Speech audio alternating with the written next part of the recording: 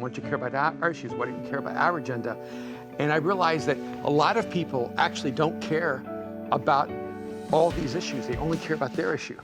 Why were we talking about driving rules? What point or analogy can we make in regard to that? Well, I think it's interesting you're highlighting that there's a lot of rules we obey and a lot of rules we may not obey.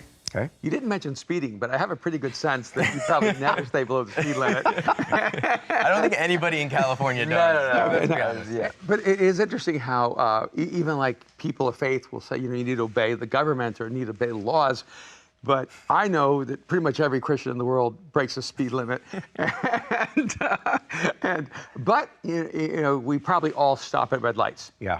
But there's even a nuance, right? Yeah. We'll stop at a red light, but we might roll at a stop sign. Mm-hmm. Yeah.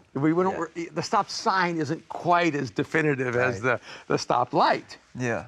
And man, I thought it was a really great point that somehow humans are intelligent enough and intuitive enough to figure out that the laws are not all the same. Right. That the law says to put on your blinker, but we probably do not all put on our blinkers when changing lanes. But we understand that's not quite the violation as speeding through a red light. Right. But we don't seem to understand that in terms of priorities and compassion and the issues that we have to take on for ourselves, right? Because I think there are issues in the world where we all go, okay, that's a speed limit issue. Yeah. And we can kind of break that and without feeling too much of a loss of conscience. And then there's some issues that are like red light issues where we all need to stop and pay attention. All right. And I do think those are the moments in culture where maybe those of us who are followers of Jesus need to pay more careful attention.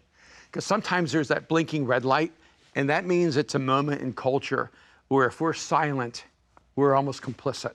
Okay.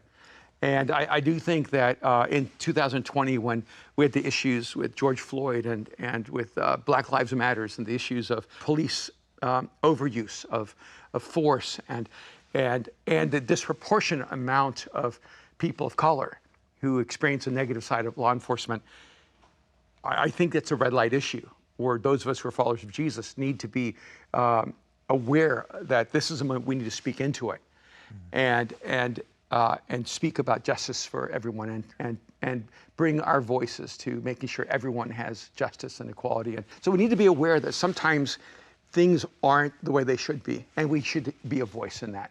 At the same time, we need to be aware of the fact that not every issue that's being red lighted is really a red light issue. Right. You know, in the middle of the Black Lives Matter protest, Aaron has a friend named Joshua, and he has a brand called The Last Adam. The Last Adam. And he has this theme of defend the oppressed from the Bible. Yeah. And I really liked it, and so we decided, we have a billboard on Hollywood Boulevard, and Aaron runs our design team, and so they created a billboard that said defend the oppressed, with the names very subtly of every Black American who has suffered or passed away and from police brutality this past year or the past years.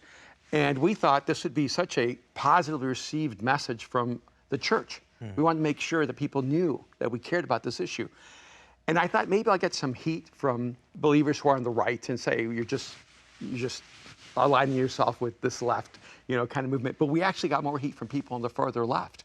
My goodness. Saying, wait a minute, why do you care about Black Americans? Why don't you care about us? Why don't you care about our issues? Why don't you care about our agenda? And I realized that a lot of people actually don't care about all these issues. They only care about their issue. And the reason we get compassion fatigue, let me tell you, here's a secret. You don't get compassion fatigue when you don't care. Wow. Hey now. The reason so many Christians, and I'm gonna give shout out to Christianity right now. The reason so many Christians are suffering with compassion fatigue is that Christians actually care. Wow. We do.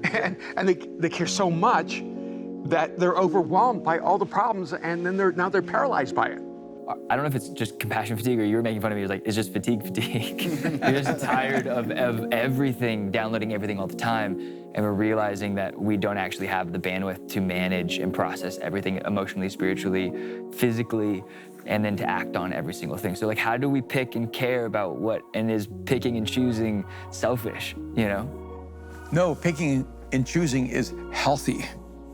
And this really, to me, is almost a backdrop because like all of you probably live some of your life on social media, and that's how you evaluate the world and how it's working. And if you're forced to post on every single thing that everybody cares about, in the end, isn't it just white noise and you don't care about anything? You know, I would rather like curate my voice and say there's a lot of important issues, but someone else is supposed to take that issue up.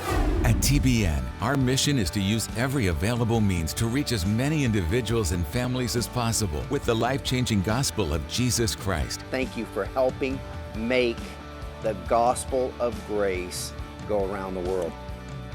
Without you, we couldn't do it. God bless you.